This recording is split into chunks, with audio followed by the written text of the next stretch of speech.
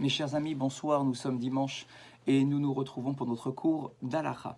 Comme d'habitude, malheureusement, je voudrais que ce cours aille pour la Refoua Shelema de Yoel Simchoni ben Sol, Dominique Mesoda ben Sultana, Yaakov ben Mesoda, Leana bat Lea, Eliyahu ben Salcha Levi, Céline Rachel bat Janine Chana, Esther bat Baya, Raphaël ben Chana, Yom Tov ben Chaya, Machlouf ben Yona, Uriel ben Yvon Chaya Amar, Binyamin ben Yitzhak, Mesoda bat Bela, Myriam bat Rachel Aïdan, Gisèle Aïdan, Mesoda bat Juliette Sarfati, Shimon ben Machlouf, Dvora bat Azizel, Yahu ben Doli Zouira, Abraham ben Mesodia Feriat, Yehuda ben Avram Narboni, Simon ben Avigael, Yaakov ben Shlomo Aserav, Dorit Dvora bat Edith, Yosef ben Aisha, Dan ben Hélène Chana, David ben Rachma, Solika bat Alia Meloul, Mesodi bat Solika Toledano, Dina bat Esther, Rivka bat Sarah, Shlomo ben Esther, Kamika Muna Azoulé bat Marie, Moshe ben Mordechai, Raphaël ben Chana, Evelyn bat Rivka, Myriam bat Chaya, Pinchas ben Chai Baruch Koskas, Denise bat Olga, Eliaou ben Marcel Maïssa, Shmuel Yehuda ben Yirya Altit, Michael ben Shmuel Altit, David ben Zora Wanounou, Avram ben Sultana ben Amou et son épouse Mesoda, Dora Tamar bat Madeleine, Michael Dadoun, Shimon ben Saada, Chana bat Alia.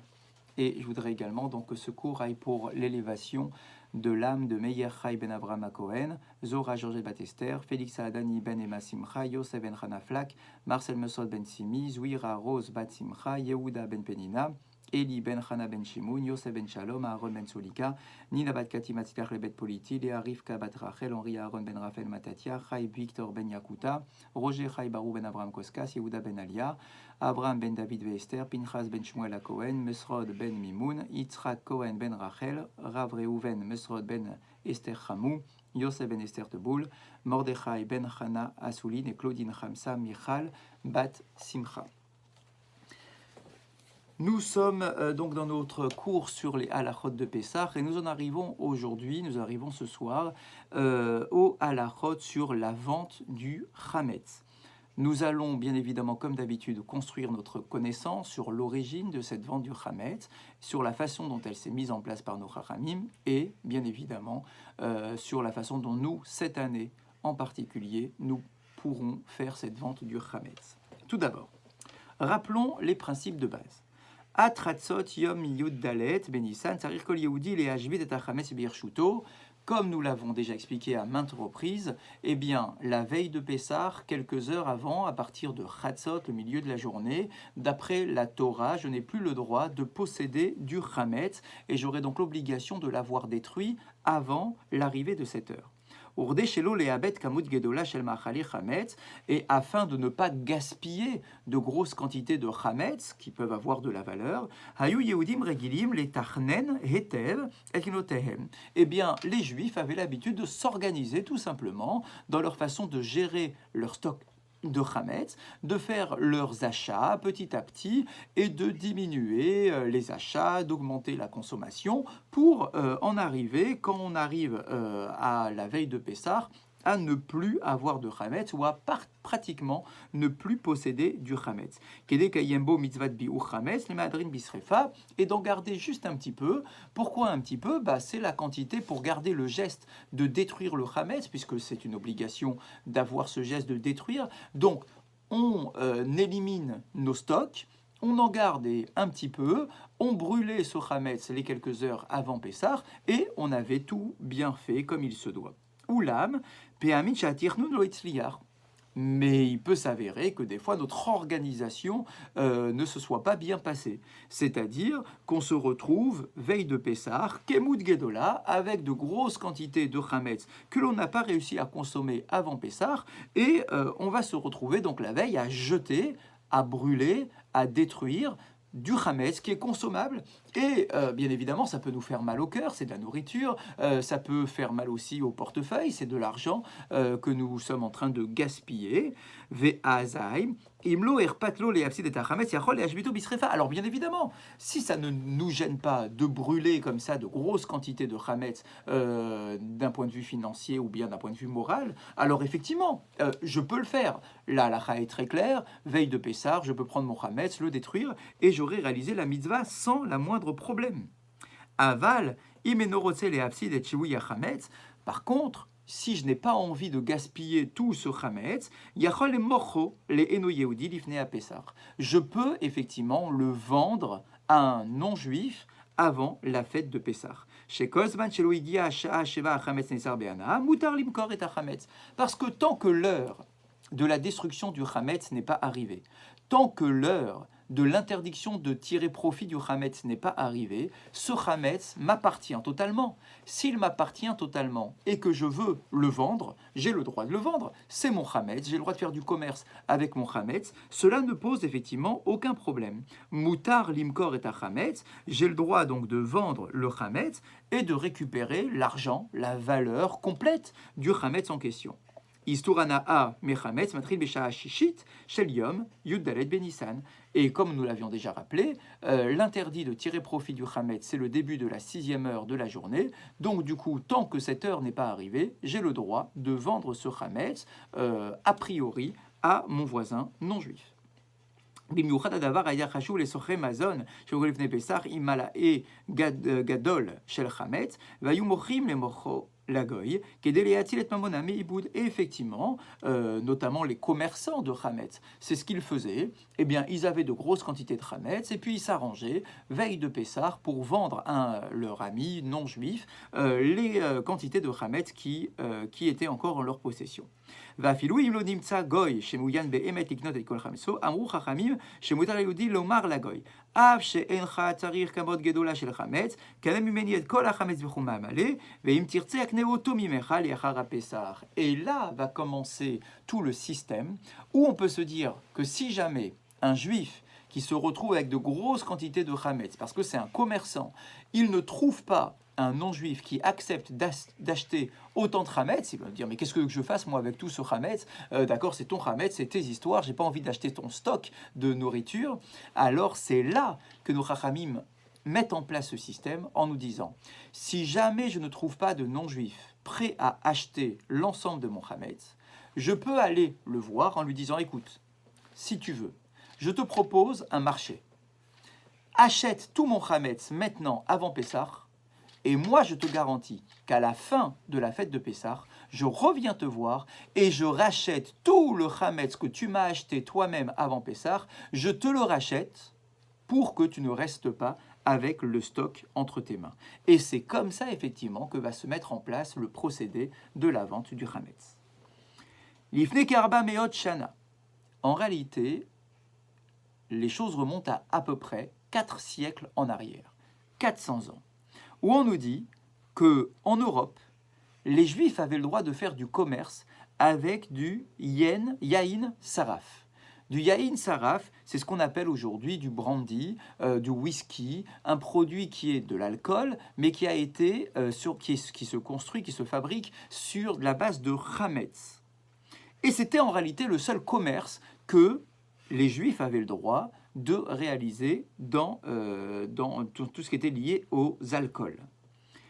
Et donc, eh bien, il s'avérait donc qu'avant Pessah, les Juifs se retrouvaient avec de grosses quantités de ce yain saraf, de ce brandy, de ce whisky qui était en notre possession et qu'on ne pouvait pas garder pendant Pessah. Et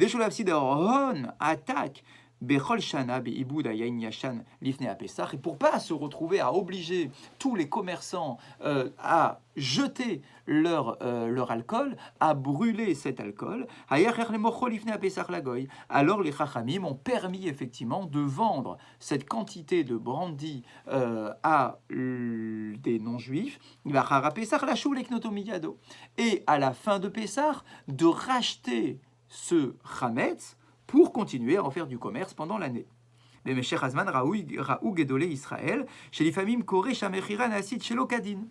Maintenant, ça c'était le mot d'ordre. C'est-à-dire qu'on disait à tous les commerçants juifs, vendez votre alcool à vos voisins non juifs. Le problème, c'est que la vente en question ne se faisait pas convenablement d'un point de vue halachique. Je vous rappelle que d'après la halakha, les systèmes de vente sont particulièrement complexes. Cela ne se limite pas à aller voir un ami, à échanger donc un produit contre de l'argent, et que grâce à cela, la vente est totalement en vigueur. D'après la halakha, les choses sont plus complexes. la vente doit se passer de différentes façons différentes. Il faut porter, il faut taper dans la main, etc., etc. Des choses qui sont très techniques, qui n'appartiennent pas à Monsieur Tout-le-Monde, mais qui appartiennent aux Dayanim. Les Dayanim savent comment, d'après la halakha, il faut vendre un produit. Et donc, à cause de cette vente qui n'était pas bien réalisée, eh bien, il s'avérait que les produits Chametz restaient encore en possession de leurs propriétaires, et donc ils transgressaient la fête de Pessah. À cause de cela, l'interdit de Balira et Balimatse, tout cela était transgressé parce que la vente n'était pas réalisée convenablement. Et donc, puisque cela a été mal fait par les particuliers, les rabbinim ont été obligés d'être face à leurs responsabilités. Et c'est eux qui ont été à l'origine de la vente et de savoir comment est-ce qu'il fallait vendre ce chametz. Et donc, grâce à cela, eh bien, les Juifs remplissaient un acte de procuration de vente qu'ils transmettaient à leur rabbin, et c'est le rabbin, effectivement, qui, au nom de la communauté, effectuait la vente du chametz. Et là, chez Kamak de l'Israël, Ta'anu Keneged Mechirat Chametz. Maintenant, effectivement, beaucoup, au sein du peuple d'Israël, commençaient à se dire que cette vente n'était pas valable. Pourquoi ? Parce que ce n'est pas une véritable vente. Je ne fais finalement qu'une ruse en allant voir le non-juif, en lui faisant croire qu'il allait acheter son chametz, mais en réalité, eh bien, on allait acheter et racheter le chametz à la fin de Pessah. Donc, on peut se dire que ce n'est pas une véritable vente, que ce n'est qu'une ruse, mais que ce n'était pas sincère. Et donc, beaucoup, effectivement, ont commencé à dire que la vente n'était pas valable. Ve'od, she'en mishalmim al mechirazo mas le malchut kederer she'mashelemim ad kol mechira. Et en plus, le prix de vente n'est peut-être pas le véritable prix. Et normalement, si c'était une véritable vente, lorsqu'il y a une vente, il y a de la TVA, il y a des impôts à payer. Or là, il n'y a aucun impôt à payer. C'est bien la preuve que ce n'est pas une véritable vente, disent certains de nos commentateurs. Donc, on ne peut pas s'appuyer, d'après eux, sur cette vente qui n'est pas une véritable vente. Cependant, beaucoup d'autres décisionnaires, certains nous disent la majorité des décisionnaires, considèrent que cette vente est valable. Puisque halachiquement valable, cette vente est valable. Et on peut s'appuyer pour effectivement vendre nos produits chametz avant Pessah. Mais la tokef, ça a de la valeur comme toutes les ventes.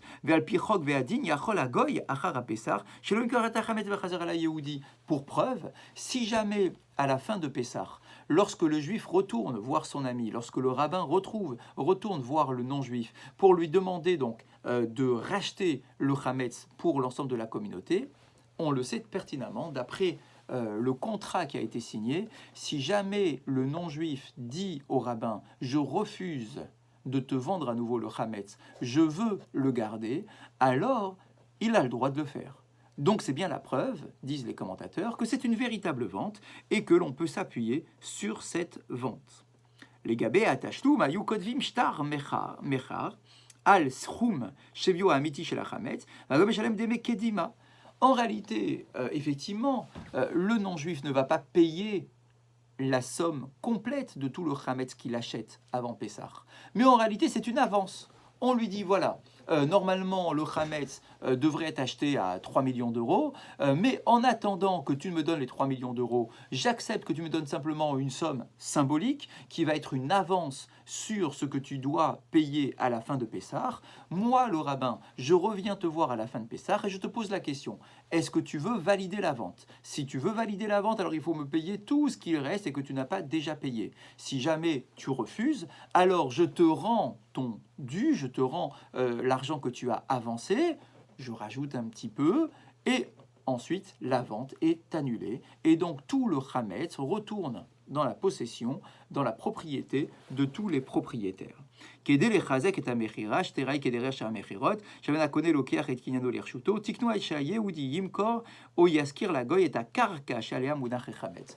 Pour que cette vente ressemble à une véritable vente, on a effectivement l'habitude dans le contrat d'inclure la partie du sol sur lequel est reposé le chametz en question. C'est-à-dire que si vous stockez votre chametz dans un placard, alors on considère que le placard appartient effectivement aux non-juifs. Si vous stockez le chametz dans une partie de votre cuisine, alors on va considérer que cette partie de la cuisine, là où est entreposé le chametz, appartient effectivement et également aux non-juifs grâce à l'acte de vente qui est réalisé.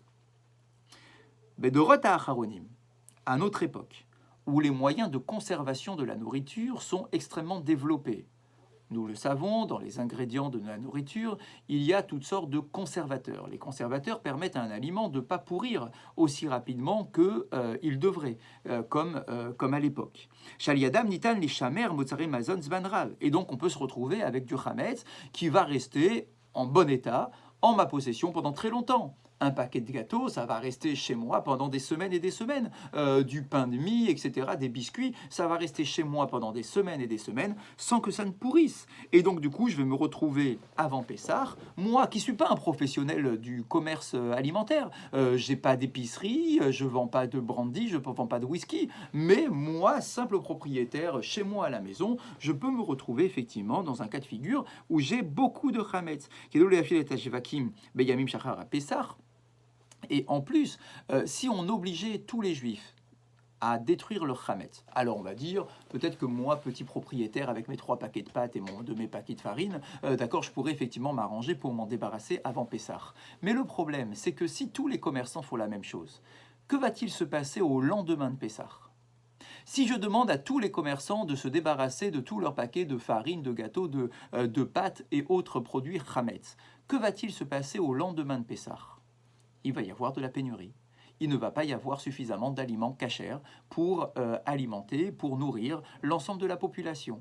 Et donc, aujourd'hui, effectivement, ce système de vente des produits chametz sont élargis à l'ensemble de la population, pour ne pas se retrouver dans une période de pénurie, le temps de refabriquer les produits en question. Ce serait absolument énorme, le temps nécessaire pour avoir des produits cachers à nouveau.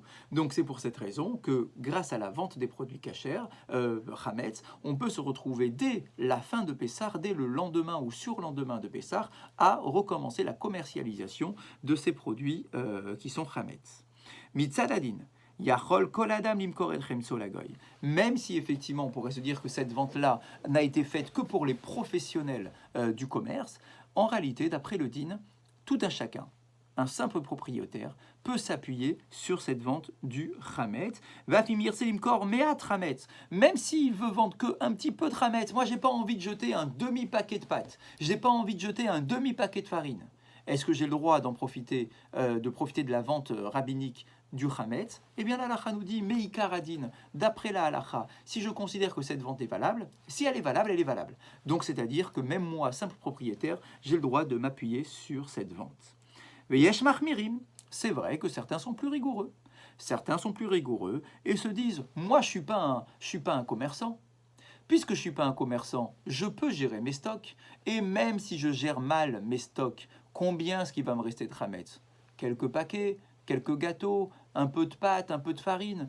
Ça va, je peux soit avant Pessah le donner, l'offrir à mon voisin, si j'ai pas envie de le détruire. Et puis s'il reste pas grand-chose et que c'est honteux d'offrir à mon voisin un demi ou un tiers de paquet de pâtes, alors je peux effectivement m'en débarrasser en le brûlant. Donc effectivement, certains sont marmirim, certains sont rigoureux de ne jamais vendre de véritables chametz. Des pâtes, je vends jamais. Un paquet de farine, je ne vends jamais. Je me débrouille soit pour l'offrir, soit pour m'en débarrasser avant Pessah. Et effectivement, c'est le conseil que l'on donne généralement. Maintenant, si effectivement je vends du chametz pendant la fête de Pessah, je devrais faire en sorte de protéger ce chametz pour ne pas en arriver à ouvrir le placard en question et à me servir en prenant le chametz qui est chez moi. Donc du coup, je devrais, si c'est dans un placard, peut-être le fermer avec du scotch, fermer à clé. Si je laisse ça dans ma cuisine, je devrais recouvrir tout cela pour ne pas en arriver, chose que je fais tout au long de l'année, pour ne pas en arriver à prendre un paquet de gâteaux et à le consommer pendant Pessah. Je vous rappelle qu'on est plus sévère sur le chametz que sur un aliment non cachère habituel de l'année. Pourquoi? Parce que, à la différence d'un morceau de viande qui n'est pas cachère, le paquet de gâteaux en question, j'ai l'habitude de le consommer tous les jours de l'année. Donc, pendant la semaine de Pessah, la barrière sera plus difficile à respecter. Parce que c'est un produit que j'ai l'habitude de consommer. Donc, j'ai l'habitude de porter ma main, d'envoyer ma main pour récupérer un gâteau et le manger sans vraiment y réfléchir, parce que je le fais tout le reste de l'année. Si jamais je vends le Hametz en question, j'ai le devoir tout de même de m'intéresser au contrat de vente qui est rempli et qui est signé de ma main. C'est-à-dire, c'est pas simplement signer un papier, c'est de lire, c'est un véritable contrat, de lire exactement ce qui est écrit, que je comprenne les choses, pour pouvoir définir le Hametz que je vends, pour pouvoir délimiter les parties de ma maison que je vends, d'accord, si c'est un placard, si c'est une cave, si c'est un garage, d'accord, si c'est une voiture, de savoir ce que je suis en train de faire. L'acte de vente, c'est un véritable acte de vente et je dois en prendre conscience. Donc, les choses sont claires. En général, on évite de vendre du véritable Hametz, parce que c'est effectivement une ruse, mais que si jamais je dois l'utiliser, je peux le faire. Qu'en est-il pour cette année? Année de confinement, année où peut-être qu'il va y avoir certaines pénuries, peut-être que je n'arriverai pas à trouver tous les produits nécessaires, et je ne peux pas rester une semaine, 2 semaines, 3 semaines après Pessah sans pouvoir consommer de céréales, sans avoir des pâtes, sans avoir de la farine, sans avoir des produits de première nécessité pour ma consommation à moi, à mes enfants et à l'ensemble de ma famille. C'est pour cette raison que de nombreux dayanim cette année permettent de faire la vente du Hametz. Même une famille, on va dire, qui est impliquée, qui généralement n'utilise jamais l'acte de vente du Hametz en se disant « moi, je ne garde jamais de Hametz chez moi à la maison. Jamais pendant la fête de Pessah. Mes paquets de pâtes, j'ai géré mes stocks et il m'en reste jamais. » Cette année, nous avons fait plus de stocks. Cette année, nous avons acheté plus de paquets de pâtes et plus de paquets de farine parce que, eh bien, nous étions déjà confinés, donc il y avait plus de repas à gérer à la maison. Et puis, peut-être qu'après Pessah, j'aurais du mal à en trouver.